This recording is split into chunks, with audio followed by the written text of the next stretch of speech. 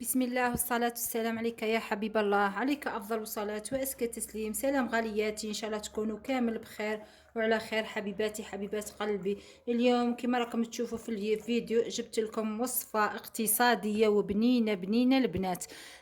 تجربوها لوليداتكم في المنزل أحسن من تشريهم من برا. اليوم جبت لكم دانون، صنع منزلي. رايحين نشوفوا الوصفة مع بعض وبدون إطالة نروحوا لطريقة التحضير. اول حاجه نجيبوا كاسرونه ونحطوا فيها الجزر كميه اللي حبيتيها نتيا. انا درت رطل جزر، بعد ما كنت قطعته دوائر ضفت له ريتله ماء ورايحه نحطه فوق النار حتى نطيب لنا الجزر مليح. هنا البنات بعد ما طبنا الجزر مليح، شوفوا لازم يطيب مليح. شوفوا ها، شوفوا راه طيب زبده البنات. نخلوها تبرد تماما البنات، ونروحوا نضيفوا لها هذه الاضافات. اول حاجه البنات عندنا علبتين ياغورت اي ذوق. هنا انا درت ذوق الفاني. نضيف لها علبه ياغورت علبه الثانيه بذوق شوفوا المشماش او الفريز، الذوق اللي تحبوه نتوما البنات. بعد ما درنا الياغورت هنايا درنا علبتين، رايح نضيفو عصير ليمونه كامله، ورايحين نضيفو نصف لتر حليب.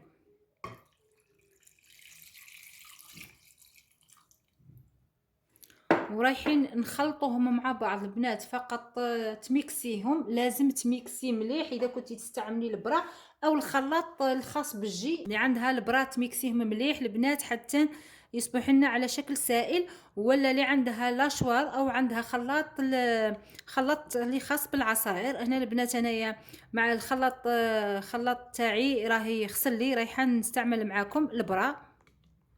راح نخلطوا كامل المكونات ونرحوهم مليح مع بعضهم حتى نتحصلوا على خليط سائل.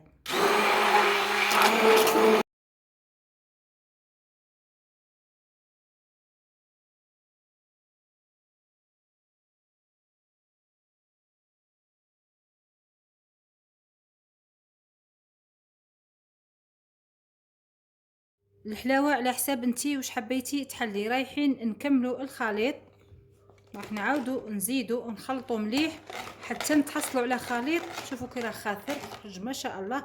ترحوا مليح بان تحصلوا على خليط سائل وخاثر.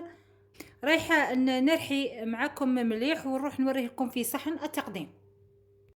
شوفوا هنا البنات للامانه هنايا راني رجعت عاودت رحيته في الاشوار. البرا مرحاهلش مليح. نتوما ديروا في الاشوار احسن، ولا الخلاط الكهربائي الخاص بالعصائر البنات من الاحسن، ولا هذا الاشوار. هايديك النتيجه النهائيه. العصير شوفوا خرج ما شاء الله، خرجنا كميه كبيره. شوفوا كي راه خاطر خرج ما شاء الله.